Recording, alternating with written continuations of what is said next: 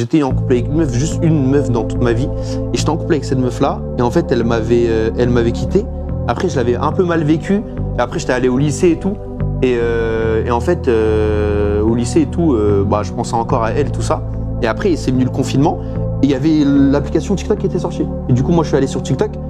Et je me suis dit, c'est quoi, je vais taper son nom juste par curiosité. Et en fait, je voyais qu'elle elle avait un compte en fait, depuis longtemps même, quand on était avant ensemble et tout.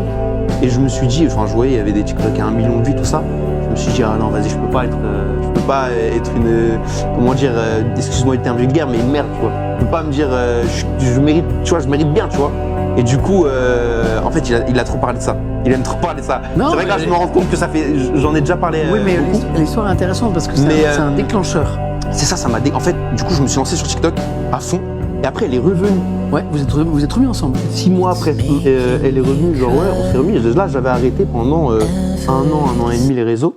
Ou alors, je lançais un TikTok tous les 1 mois, tu vois.